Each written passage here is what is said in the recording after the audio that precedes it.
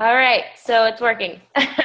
We are recording, and it is Team Sweat Your Heart Out's team call, so I want to welcome all of the new faces that I see here, all of the old faces that I see here, all of the people that are here every single week, showing up all the time. I'm proud of you guys. Tonight we have a really awesome guest speaker, but before we get into that, I did want to recognize you all for doing so amazing so far this February. So let me share my screen really quick. And we'll go over that. If it allows me to share my screen, God only knows if it's going to work. But we will see. Can you guys see this? Sweet. Yep. All right. So we have a ton of names on this board right now, which makes me super proud. We're halfway through the month, halfway done, halfway started, whatever way you want to look at it. But we have a two-time coach of the week. I forgot to change month to week. Sorry. But we have Chelsea Trichler, and she's got 12 Success Club points right now, so that's amazing. We have Emmy Schneider-Green with 9, Shannon Olson with 9, Alexandria Russell with 6, and then Christy Kako and Tara Reuter with 3, Jeneth Bouillon, Ali O'Sullivan, Araya Billings, Tess Allen, Jackie Fereni, Kelly Trimble, Christine Gownley, and Lauren Chenard all with 2. And I see a lot of new names in that group of 2, so that's exciting. And then we have James Gronkowski with 1 somehow. I don't know how that happened. Nicole Rodriguez with 1 as well. Our top recruiters, all of these coaches have added 1 coach to our team this month so far. We have myself, Lauren Chenard, Victoria Delaney, Emmy Snyder-Green. What is Emily? Araya Billings, Ali O'Sullivan, Christy Kako, Alexandria Russell, Jackie Fereni, and Amanda Bogiano. And then I want to welcome our new friends. We have Geneieve Francis. I know I spelled your name wrong. I'm sorry. Rhonda Garone, Catherine Rosen, Dana Delaney, spelled your name wrong too. Brittany Folan, Noelle Angelo, Katie Bragg. I'm sorry, I'm not. Hassan Tung, Heaven Von Gasassambath, and Kathy Bogiano. All right, that's exciting. I'm so excited to see so many new names up here. I apologize in advance for the names that I have butchered because this happens every week. But that's a good thing because that means we have new names that I'm not used to saying, and I'm going to learn them. And then also as a team, we have helped 43 people so far altogether, which is incredible. Halfway through the month, we've helped more than 1 person a day, and we're totally going to hit our goal of 100 by the end of the month. Can I point something out? Huh? Can I point something out? Because I'm really proud of her. So Chelsea, not only is she the top or the coach of the week, but this is her 3rd month in Success Club, so she's officially a Success starter.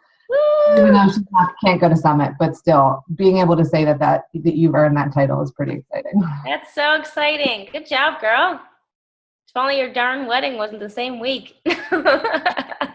Well, it's still awesome either way. That's a huge accomplishment. Not everyone achieves that, and the fact that you've done that is amazing. So totally proud of you. I did want to point 2 things out really quick before we let Geneieve take over. I posted the bell in the team page, so we're going to be doing this from now on. Every time you help someone, you're going to ring the bell. So whether you sell an all-access pass, you sell any challenge pack that you sell, ring the bell, say ding, the name of the person you helped, and what you sold. I think it's going to help everyone get more excited and motivated. I know as soon as I posted it, I was like, I want to go ring the bell. So I had to go help somebody to go in and ring the bell. Also, our Success Club Mall that's going on. If you have already achieved Success Club as of today, then don't forget you get 5 extra points for the mall. So Chelsea and Emmy, Shannon, Alexandria, all of you guys get 5 extra points for that. So don't forget to add those in. And that is it for right now. So I'm going to let our guest speaker take it away, but I'd like to introduce her first. Today we have Geneieve Bingham. She is actually from New Jersey. We're not the same town that I'm from, but pretty close. I think we met on Instagram somehow. I don't know. She was already a coach. I was a coach. It wasn't like we were prospecting each other, but we kind of just came across each other and we really clicked it off. We became Facebook friends. And I remember her reaching out to me about a year ago, asking me for some tips and advice to help her with her business. And I was totally excited to help her. And I gave her some advice. And next thing you know, she became an elite coach this year, which is so exciting. Her first year as an elite coach. I'm going to let her tell the rest of her story because it's really incredible how much growth she has had in 1 year's time. But I'm really excited to have you on the call, and she will be talking to you all today about consistency and how she's been able to have so much success in this business just by being consistent. So whenever you are ready, I do want to mention a few of her accolades too. She is a Success Club All-Star legend, which means she has hit Success Club 24 consecutive months in a row, which is amazing. She's a Success Club 10 All-Star, which means she's hit Success Club 10, 12 consecutive months in a row. And her team last year is a 5-star Diamond Elite team. So now you can go. I didn't want to miss anything. No worries. Thank you so much. And I will say, like, I still get nervous on like calls. So even if you are a Success Club All-Star or Elite Coach or whatever, you can still be nervous and still on like a growth path as well. So before I even get started, I just kind of wanted to share my story. And I got started as a coach 2.5 years ago. And I would probably not be an ideal coach. So at the time, I had just moved here from New York City. I'm currently living in Portland. So I moved across the country, and I had just ended a really bad relationship, a 3-year relationship. And I felt totally stuck in every sense of the word. So I was living in New York at the time, and I say that I kind of had career ADHD. So I moved to New York to be an actress, and I decided to go to school to get a degree, basically just to get a degree and have my parents be semi-happy that I was living in the city. And I was going on auditions, and I was bartending. And after a few years of doing that and basically failing as an actress, I decided to kind of settle in a normal career. And I got a corporate job. One of those jobs that, you know, comes with the 401k and the retirement and benefits and everything that you want out of a job. And I remember my family being happy because I was finally like settling down and not like wanting to bartend or act or do anything that wasn't, stable or anything like that. And I was absolutely miserable.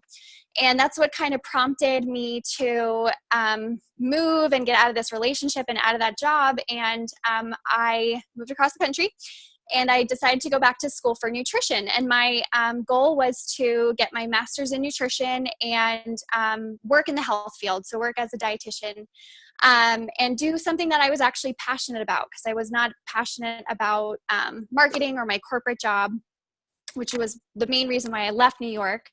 And that's when I stumbled across coaching. So I came across coaching, and I was like, okay, this would be awesome to do as a part-time job. You know, I don't want to be one of those crazy coach people that are, you know, posting on social media and, you know, living the coach life and all that kind of thing. I was like, I just want to earn some money and, not have to bartend anymore or waitress anymore or work all of these odd jobs that I had been working for years. And a couple months in, it just kind of hit me that, you know, I was spending all this money on school, and I was going to get my master's degree to kind of work a job that wasn't going to pay very well. I mean, what dietitians do is incredible. And yes, some of them make great money, but I knew that I was probably going to be still living paycheck to paycheck. I was going to be having those student loan bills, and I was kind of going to be stuck in the structure that I wasn't really, passionate about. I still wanted that time freedom and that financial freedom that coaching offered. And after a couple months of kind of dabbling in the business, my mind just kind of opened to that coach vision. And that's when I started really working the business and, wanting to make it my full-time career. So I just like to share that story so you guys kind of know where I came from. And I will also tell you that I was not a successful coach right off the bat. So it took me 3 months to get to Emerald. It took me 10 months to get to Diamond. I think that's probably when I was reaching out to Carolyn for help, because I was not a coach that was successful right off the bat. I had to learn a lot of stuff. I had to learn new skills, and I had to be really open to learning those skills and failing forward. So I was trying to think of the 3 things that served me really well on my growth path as a coach. And I narrowed it down to showing up no matter what. What was my second one? Course correcting. So being open to correcting yourself and self-evaluation. and then believing in yourself, because I know I had to work really, really hard on believing in myself.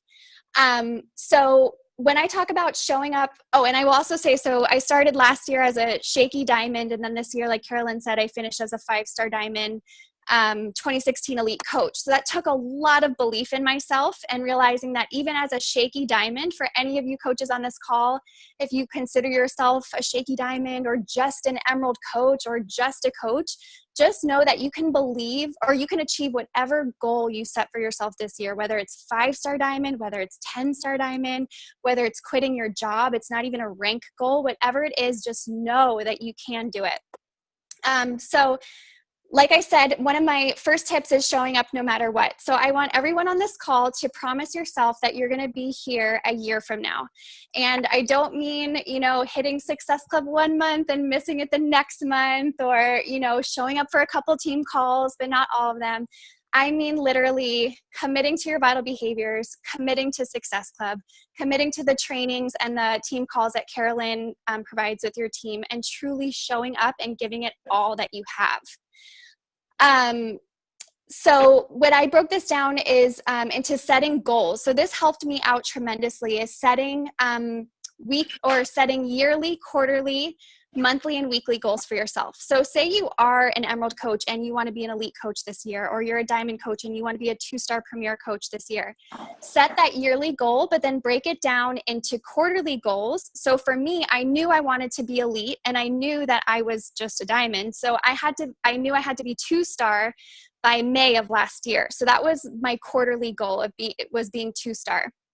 I then broke that down into monthly goals, which broke down into weekly goals. And the cool thing about reverse engineering your goals, this probably sounds so simple, but it's that you have that big, huge goal. And when you break it down, you realize that all you have to do is wake up, work out, drink your shake, post on social media, and basically talk to people. That's the really cool thing about this business, is that it really is just the vital behaviors. So I want to ask you guys, where do you want to be a year from now? Set that quarterly goal, set that monthly goal, and then break it down into, what you have to hit each month. Is it Success Club 10? Is it Success Club 20? Are you getting comfortable at Success Club 10 and it's time to push yourself? Are you comfortable at recruiting 4 coaches, but maybe not, 6 or 8 coaches? It's kind of breaking it down into those really doable goals and those action items that are going to get you to where you want to be. So my goals, like when I broke it down this year, like I said, I wanted to be a 2-star diamond by May. And then I broke it down into something so simple as waking up earlier, doing a miracle morning, and talking with 50 people a day.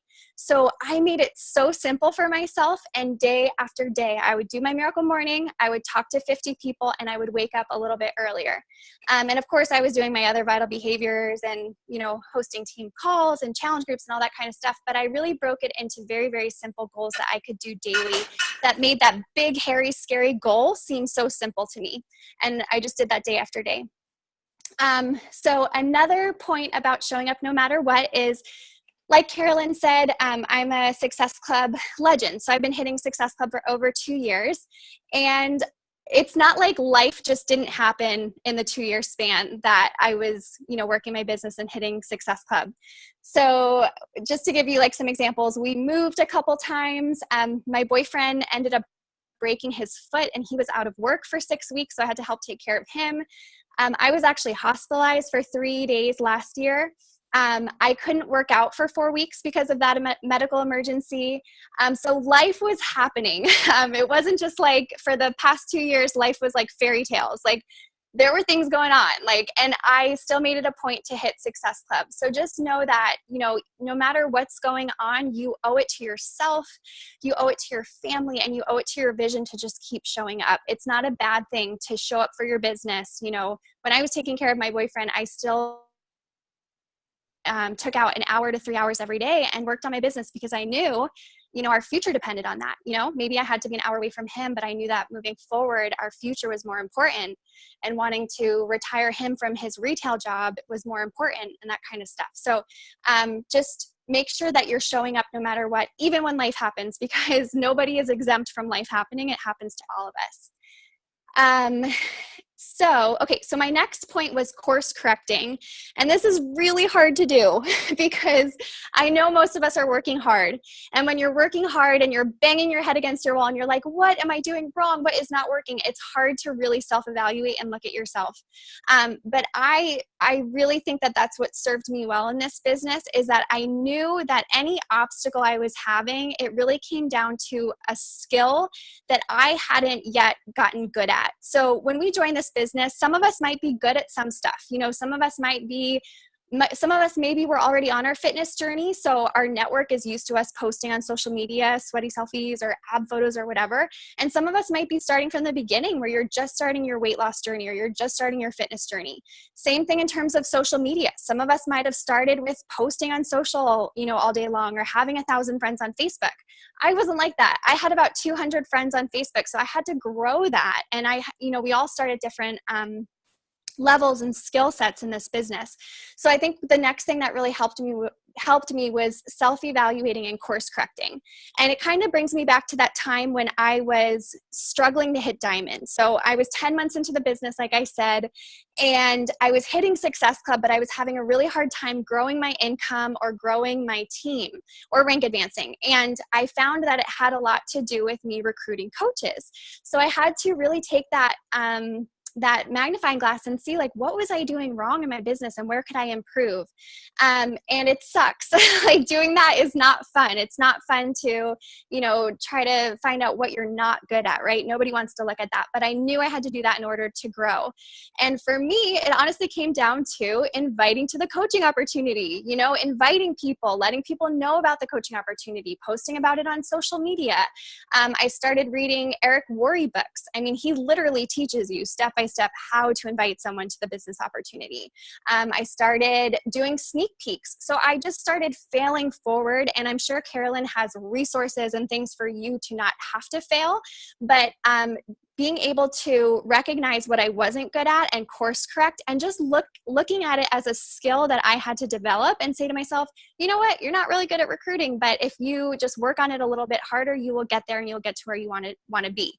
And as I started to work on recruiting, I hit diamond within like 1 month. So maybe what's holding you back is just a skill set that you just have to work on. We're all good at some things and we're all not good at some things. And it's kind of hard to self-evaluate, but I think that has served me so well in my coaching journey. And then the third thing I wanted to talk about was belief. So I like to look at belief as a muscle. So just like how we work our biceps every day, or our fitness, or our muscles, think of your belief as a muscle and something that you have to work on every single day. I mean, if we didn't work out for a week, we wouldn't be as fit as we are, right? So I want you to think of your belief as the same way. So I wrote down 2 quotes. The first one is, if you can believe it, you can achieve it. And the second one is, if you think you can or you think you can't, you're right. And I wrote down these quotes because I used to hate them. I used to say, you know what, I believe I can be a millionaire and I'm not a millionaire. I believe I can be an elite coach and I'm not an elite coach. But I realized that the reason why I wasn't taking as much action was because I didn't necessarily believe in myself. So for any of my coaches that are truly struggling with consistency or action or showing up, I think it has a lot more to do with their belief. And I'm a huge follower of Tony Robbins, and he has this thing called the circle of success. And basically what this means is that your potential indicates your action, which indicates your results, which then reinstates your belief, which then reinstates your potential again. So I'll kind of give you guys an example. So you might have signed as a coach and you were super excited about it. You started envisioning your life. You started thinking of what your life would be like as a full-time coach, or having that financial freedom, or having that time freedom in your life. And then the next day, your friend goes, oh, you're doing network marketing? Everybody quits in network marketing. Nobody's successful. Or you go and invite the next day and 5 people automatically tell you no. And all of a sudden your potential, which we're all born with unlimited potential, right? all of a sudden your potential gets smaller and smaller and smaller, and you start to take less action. So instead of maybe inviting 20 people to your challenge group, you decide, you know what, I've gotten so many no's, I'm just going to invite 5 today. And you invite 5 people to your challenge group, and maybe you help one person, maybe you don't help anyone because you only invited 5 people. And one was busy, and one was, pregnant, and one was moving, and the other person forgot to answer your message, right? And nobody said yes. And then that reinstates your belief, and your belief gets smaller. So then the next week you only invite 4 people. And I think coaches or newer coaches are kind of susceptible to this circle of success. And what we have to do is instead we have to build that belief muscle, because if your belief is strong, you'll believe that your potential is greater. And instead of inviting 5 people, you'll be like, I'm going to invite 50 people to my challenge group. And by doing that, maybe 5 will say yes. And then your belief gets stronger. And then your next challenge group, you're going to invite even more, and you're going to get even greater results. So I like to just share that circle of success by Tony Robbins, because I think, like I said, if you're having trouble with action, like taking massive action in your business, I think you have to start to think about your belief and how to build your belief muscle up. I will also give you guys another example. So the 4-minute mile, I forget who, Roger Bannister, there we go. So the 4-minute mile in 58, I'm probably going to get my dates wrong, but before 1958, people thought that you couldn't even run the 4-minute mile. They thought your lungs were going to explode, or the human body just physically could not do that. Well, in 1958, Roger Bannister ran the first 4-minute mile, and within 2 years, 10 people had also ran the 4-minute mile. So when you think about it, did anything change? Did humans start to evolve, or anything crazy happen? And the answer is no. People just believed that they could do it because they saw someone else do it, and because their belief increased, then their action increased, and they actually achieved their goal. So I always ask my new coaches, what are you doing to build that belief muscle? What's helped me a ton is doing a miracle morning. So I don't know if you guys have ever read the book Miracle Morning, or there's also one called The Miracle Morning for Network Marketers. And for me, that builds my belief muscle every single day. I make sure I get in my personal development. I make sure I meditate. I make sure I have affirmations before I answer my messages, before I check my Coach Online office, before I check in with my challenge groups, so that I take care of my belief before I take action on my day. So that's basically my call, guys. I do have some homework for you guys that I can go over. So the first homework action item is to share with your coach or your success partner your yearly, quarterly, monthly, and weekly goals and action items. So that means what's your yearly goal and your quarterly goal, and then what are your monthly and weekly action items. The second one is, where do you need to course correct? So is there something that you're lacking in? Is it follow-ups, or maybe you have to work on recruiting a little bit better, or maybe you have to work on challenge groups, whatever it is, where can you course correct in your business? And then number 3 is, what are you doing to build that belief muscle? Are you doing personal development every day? Are you doing a miracle morning? What are you doing to build your belief up? And that's it, Carolyn. I don't know if that was super short for you guys, but. No, sorry, I was writing down the homework, so I posted it in the team page.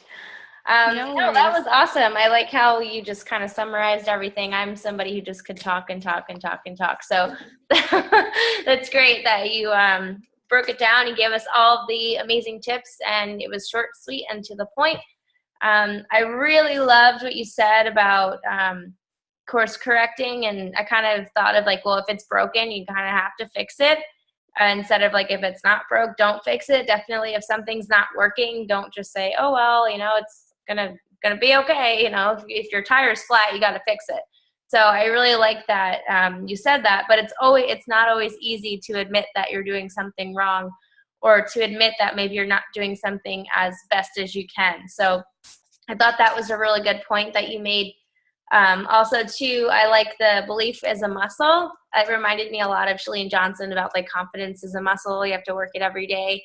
It's a really, really important thing, because I feel like a lot of times we often skip the personal development because we don't see the automatic payout of doing it. But you do see what happens when you don't do it. And that's, you kind of fall into that trap of, oh, I'm not good enough. Oh, I'm not cut out for this. Oh, I heard too many people tell me, no, I guess coaching's not my thing. And then one week you're really happy. And then one week you're like, oh my God, I'm not doing what I'm supposed to be doing. But if you're doing your miracle morning, like you said, every single day, then you're not going to feel as bad when maybe you're having a slow week, because we all have slow weeks. Like even top coaches, they all have slow weeks. So it's important to remember that. And I love that circle of success. I love Tony Robbins, so I knew exactly what you were talking about. And those of you who haven't listened to Tony Robbins yet, I totally encourage you to go listen to him.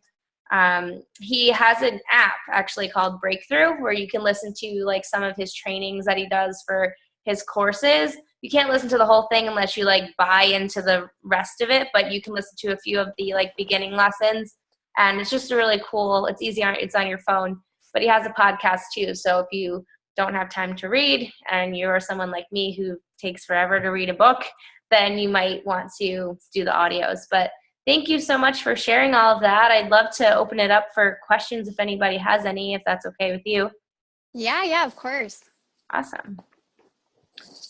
Anyone have any questions? We've got a lot of new coaches on here, so there should be some. It's okay to have questions. Nothing? I have a question. There we go. So also, I wanted to say I have the same 3 paintings that you have in the from Target. I was like, yes. Nice. My boyfriend tried to talk me out of them. I was like, they're so cute. They're so cute. So my question for you, when you said you kind of were like changing around how you were doing things, and I feel like I'm always in the process of doing that, trying to find something that's working. And you said you just focused on like talking to 50 people a day. Now, was that like on top of inviting follow-ups, all that stuff, you were just like adding an additional 50, or I was just curious how that played into your daily actions? Yeah, that's a great question. And I feel like everybody has their own numbers, like everybody has their own closing rates and all that kind of thing. For me, I was probably inviting about 20 to 30 people a day. And I knew my goal for that year was so big and that I was not close to it. So I had to up my numbers. So for me, that was 50 invites a day. So that had nothing to do, that didn't include follow-ups or adding to my network, or we do Hey Girl messages. I don't know if you guys call them Hey Girl messages. They're like forming messages. That was just my invites. So that's what I knew that my goal was really big. And in order for me to achieve it for me personally, I had to keep it very simple. And I knew 50 invites a day, boom, I could do that every day. So yeah, and that one wasn't including the weekend, so it was Monday through Friday. But thank you. And where do you, follow up. Where do you do most of your inviting, or is it a combination of like Instagram, Facebook, friends of friends? Yeah, so I kind of break it up with Facebook and Instagram. So I will invite like 30 people on Facebook a day and then like 20 people on Instagram. Okay, cool. Thank you. Yeah, you're welcome. I have a little follow-up question too. Where do you find 50 people a day that you can confidently invite and not feel like I'm randomly inviting somebody I never talked to, or I'm just kind of throwing spaghetti at the wall? Like, I personally don't feel like I could every single day have 50 people that I could invite. But I guess maybe it's just depends on how you kind of structure your conversations and how you do that. So I was just curious, like, were they all kind of cold invites? Was it a mix of both? Like, where do you find 50 people a day to invite? Yeah, so that's a great question. I try to add about 20 people to my Facebook page a day. So like 5 days a week, I try to add about 20 people a day. And then I send them a Hey Girl message. So I know Carolyn, we kind of chatted about how we have different systems of like forming and that kind of thing. But once I add someone, I will send a Hey Girl message. And then once I do that, it kind of depends. I'll either invite them to a free group or I'll invite them to a challenge group. I do try to run a free group once a month, and I try to get as many people as I can in that free group. Like I aim for like 50 people at least in that free group. I don't know if that sounds like a lot or not. And that free group is the opportunity for me to build relationships, get to know what their goals are. It's also an opportunity to kind of find my niche, because I don't always do a free clean eating challenge. Sometimes I do if I'm feeling really uncreative, but other times I'll just do whatever I'm passionate about. So I'm really passionate about personal development, so I'll do a goal setting free group. Or what's another one I've done? We did like a 5-day free booty challenge, and it was all about, using or working on our booty and doing squats and that kind of stuff. So I love to use my free groups to kind of form.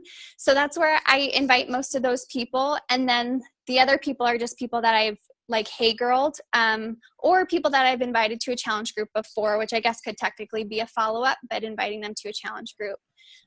So yeah, that's kind of the majority of where I find the people. But I mean, some days it's kind of like, yeah, where am I going to find those people? And, was that sustainable for me? I mean, I did that for about 6 months in my business when I was pushing for that huge goal. And do I still do that? Not really. I've kind of, reeled it in a little bit, but for me, that's what I felt like I had to do. So. All right. Yeah, I was just curious because that's a lot of people a day. It felt like a lot. Anyone else? Well, I was going to touch base on like cold invites versus like, do you ever do cold invites, or are you like strictly forming, or what? Because that's a lot of people per day. Yeah, sorry, I'm trying to find you. Okay, there you are. So for cold invites, I mean, we all kind of feel differently about this, but I don't mind cold inviting. So I would say like 10 or 20 of those people were probably cold invites. I do, like, if I do cold invites, it's usually on like Instagram. So on Facebook, I really don't do cold inviting. It's usually adding them to my network, forming with them in some capacity, hopefully getting them into a free group where I'm even building that relationship stronger, and then inviting them to a free group. But on Instagram, I usually focus on the coaching opportunity and just cold inviting. And that's how our team, so like that's how my upline trains us. So yeah, so I'd say about 20 of those invites were cold invites. So, but it just depends on how you feel about cold inviting. With Instagram, I kind of think about like where I was 2 years ago, and I was passionate about fitness, and I had this like really dinky like nutrition blog that nobody ever went on. And I would see all of these like health coaches, and I'd be like, what are they doing? Like, how are they earning an income and like, working in health and fitness? So I kind of think back to where I was, and I would have loved for someone to be like, hey, have you ever considered fitness coaching or online health coaching? Because I would have been totally down for that. It had someone, introduced me to this opportunity earlier, I would have been so, grateful. So that's kind of how I look at it. So on Instagram, most of my invites are cold, but. I have a quick question. So if you're inviting 50 people a day, how often are you following up? And would you say like most of those people are responding to your messages, or do you send out like a, hey girl, I saw my message was read kind of thing as like a follow-up? Just wondering, like, how do you follow up with all those people? Yeah. Let's see. So for my invites, I mean, I usually follow up with people about 3 times. So the first one is definitely like, hey girl, like, I know Facebook Messenger isn't the most reliable. It's so easy to let a message slip by. Did you get a chance to look at the videos I sent over, or whatever it is? And then I'll send them one more follow-up. And then there's usually the final follow-up where it's like, hey girl, were you still interested in going after your fitness goals this month? We'd love to have you in our challenge group. In terms of keeping track of them, I'm very like pen to paper, which I don't know if that sounds ancient, but I have like a whiteboard that I will put like people that I know are serious, and I'll keep track of them on the whiteboard. And then I'll also just have like a notebook where I will write down everybody that said they wanted more information and just continuously follow up with them. So I know a lot of coaches use Team Z, and they like absolutely love it. I haven't jumped on the Team Z train yet. I'd love to hear anybody's like experience with that. But yeah, mine is all pen to paper. I kind of have my whiteboard with my serious prospects, and then I have my my notebook page that has everybody that has said yes for that month, and I just make sure I follow up with them about 3 times. Thank you. Yeah.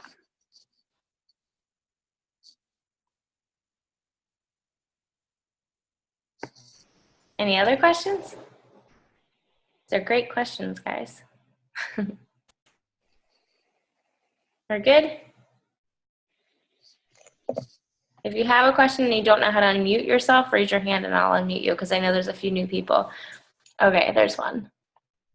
I had a feeling that might be what was happening because you looked like you wanted to say something. All right, there you go. Go ahead. So I've done sales 2 years, but I've done door-to-door, and I live in a family neighborhood right now. And one of my ideas was to go around to these families and moms who stay at home all day with their kids and see if they would want to join a challenge group with me. But I didn't know if that was like appropriate or not. So I mean, I would say the cool thing about Beachbody is like it really is your own business, so you can work it however you want. And if you feel like you have that sales background and you feel like you'd be successful at it, you know, I would say go for it. I have heard of like, this is just from going on YouTube and listening to other coaches, but I have heard coaches from like back in the day when Beachbody first started and there wasn't really social media, of them saying like, yeah, I did flyers and I would put things on people's cars and I would go door to door and I would do the demos, and they said that they weren't very successful at it. But with that being said, I mean, if you feel like you have that sales background and, you know, maybe it would be a success.